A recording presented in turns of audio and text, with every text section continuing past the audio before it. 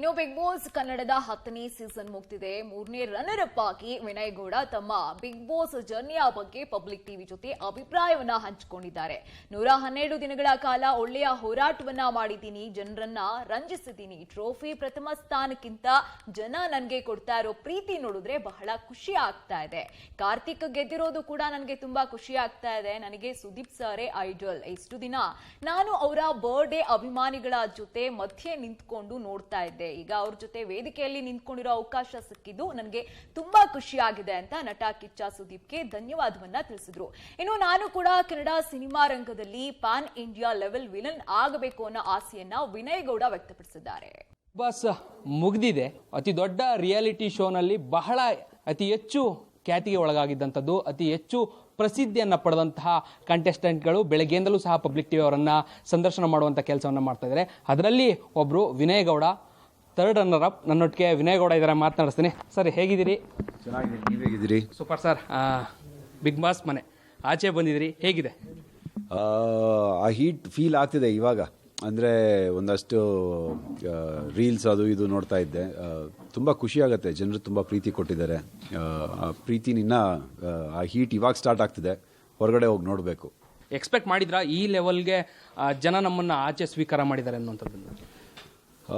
ಹೊರಗಡೆ ಏನು ನಡೀತಾ ಇದೆ ಅನ್ನೋದು ಒಂದು ಚೂರೂ ಊಹೆ ಇರಲಿಲ್ಲ. ಅಂದರೆ ಎಕ್ಸ್ಪೆಕ್ಟೇ ಮಾಡಿರಲಿಲ್ಲ ಇಷ್ಟು ರೇಂಜಿಗೆ ಬ್ಲೋ ಅಪ್ ಆಗಿದೆ ಬಿಗ್ ಬಾಸ್ ಅನ್ನೋದು ಅಂತ. ಆ್ಯಂಡ್ ಮನೆ ಒಳಗೆ it was a roller coaster ride. ಒಂದಿನ ಚೆನ್ನಾಗಿರೋದು, ಒಂದಿನ ಕಿತ್ತಾಟಗಳಿರೋದು, ಒಂದಿನ ಖುಷಿ ಇರೋದು, ಅಳು ಇರೋದು. It's completely mixed emotions. So ಒಂದು ಎಕ್ಸ್ಪೀರಿಯನ್ಸ್, ಸೂಪರ್ಬ್ ಎಕ್ಸ್ಪೀರಿಯನ್ಸ್ ಅಂತ ಹೇಳ್ಬೋದು. ಎಲ್ಲೋ ಒಂದು ಕಡೆ ಅಲ್ಲಿರೋಂಥ ಪ್ರತಿಸ್ಪರ್ಧಿಗಳೇ ನಿಮ್ಮನ್ನು ವಿನ್ನರ್ ಅನ್ನುವಂಥ ರೀತಿಯಲ್ಲಿ ಎಲ್ಲರೂ ಸಹ ಬಿಂಬಿಸಿದ್ರು. ಬಟ್ ಫೈನಲ್ ಡೇಸಲ್ಲಿ ಅದು ಎಲ್ಲೋ ಒಂದು ಕಡೆ ಸ್ವಲ್ಪ ಬೇಜಾರಾಯಿತು ಅನ್ನೋಂಥದ್ದು ಏನಾದರೂ ಆಗ್ತಾ ಇದೆ? ಇಲ್ಲ, ಮುಂಚೆನೇ ಬಂದಿದ್ರೆ ಬೇಜಾರಾಗಿರ್ಬೋದೇನೋ. ಬಟ್ ಬಂದಿದ್ದೆ ಫೈನಲ್ ಡೇ, ಫಿನಾಲೆ ಡೇ. ಒಂದು 2 ಅವರ್ ಮುಂಚೆ ಬಂದಿರ್ಬೋದು ಹೊರತು ಟ್ರೋಫಿ ಆ್ಯಂಡ್ ಕ್ಯಾಶ್ ಪ್ರೈಸು ಅದು ಇದು ಬಿಟ್ಟರೆ ಐ ಬಿಲೀವ್ ಆ 5 ಜನ ನಾವೇನು ಬಂದ್ವಿ, ವಿ ಆಲ್ ಆರ್ ವಿನ್ನರ್ಸ್ ಅಂತಲೇ ನನಗೆ ಭಾವನೆ ಇದೆ. ಆ್ಯಂಡ್ ಎಲ್ಲೂ ನನಗೆ ಸೋತೆ ಅಂತ ಅನ್ನಿಸ್ತಿಲ್ಲ. ಬಿಕಾಸ್ ಜನರ ಪ್ರೀತಿ ಆ್ಯಂಡ್ ಬೆಳಗ್ಗೆಯಿಂದ ನೋಡ್ತಾ ಇದ್ದೀನಿ, ಒಂದು ಹ್ಯಾಶ್ಟ್ಯಾಗ್ ಚೆನ್ನಾಗಿ ಓಡಾಡ್ತಾ ಇದೆ, ಪೀಪಲ್ಸ್ ಚಾಂಪಿಯನ್ ಅಂತ.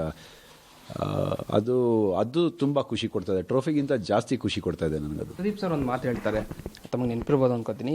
ಈ ಬಿಗ್ ಬಾಸಲ್ಲಿ ಈ ಸೀಸನ್ನಲ್ಲಿ ಆ ಇಬ್ಬರು ವ್ಯಕ್ತಿಗಳು, ಒಂದು ಕಡೆ ವಿನಯ್ ಅವರಿರ್ಬೋದು, ಮತ್ತೊಂದು ಕಡೆ ಸಂಗೀತ, ಅವರನ್ನು ಆಚೆ ತೆಗೆದ್ರೆ ನಿಜಕ್ಕೂ ಎಲ್ಲ ಒಂದು ಕಡೆ ಅದು ಫುಲ್ಫಿಲ್ ಆಗೋದಿಲ್ಲ ಅನ್ನೋಂಥ ಒಂದು ಮಾತನ್ನು ಹೇಳ್ತಾರೆ. ಯಾವ ಸೀಸನಲ್ಲೂ ಈ ರೀತಿ ಒಬ್ಬ ಸ್ಪರ್ಧಿ ಅಥವಾ ಒಂದಿಬ್ಬರು ಸ್ಪರ್ಧಿಗಳನ್ನು ಮೆನ್ಷನನ್ನು ಮಾಡಿ ಅವರ ಹೆಸರುಗಳನ್ನು ಇವರಿಂದ ಬಹಳ ಅದ್ಭುತವಾಗಿ ಶೋ ಬಂದಿದೆ ಅನ್ನೋಂಥದ್ದನ್ನು ಹೇಳಿರಲಿಲ್ಲ.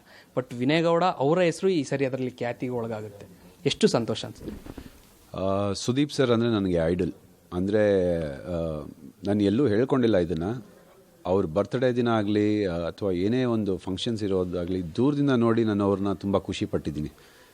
ಹತ್ತಿರದಿಂದ ನೋಡಿದ್ದೆ ನಾನು ಬಿಗ್ ಬಾಸ್ ವೇದಿಕೆ ಮೇಲೆ. ಆ್ಯಂಡ್ ಅವರು ನನ್ನ ಹೆಸರಿಟ್ಟು ಕರೆದಾಗ ಆದಷ್ಟು ಸಂತೋಷ ನನಗೆ ಯಾವತ್ತೂ ಆಗಿಲ್ಲ. ಅದರಲ್ಲೂ ಅವ್ರ ಬಾಯಿಂದ ಇಂಥ ಮಾತು ಬರೋದು ಅಂತಂದರೆ ನನಗೆ ಟ್ರೋಫಿ ಗೆದ್ದಷ್ಟೇ ಸಂತೋಷ. ಸೊ ಆ ಒಂದು ಮಾತು ನಿಜವಾಗ್ಲೂ ತುಂಬ ರೆಸ್ಪೆಕ್ಟ್ ಮಾಡ್ತೀನಿ. ಆ್ಯಂಡ್ ಅದೆಲ್ಲ ಅವ್ರು ಕೊಟ್ಟಿರೋ ಪ್ರೀತಿ. ಇವತ್ತಿಗೂ ನಾನು ಅಲ್ಲಿ ಏನು ಆಡಿದೆ ಅಂತ ನನಗೂ ಆಶ್ಚರ್ಯ ಆಗುತ್ತೆ, ಅಷ್ಟು ಪ್ರೀತಿ ಕೊಡ್ತಾ ಇದ್ದಾರೆ ಜನರು ಅಂತಂದರೆ. ಬಟ್ ನಾನು ಏನಿದ್ನೋ ಫಸ್ಟ್ ಡೇಯಿಂದ ಅದನ್ನೇ ನಾನು ಮಾಡ್ಕೊಂಡು ಬಂದಿರೋದು. ಆ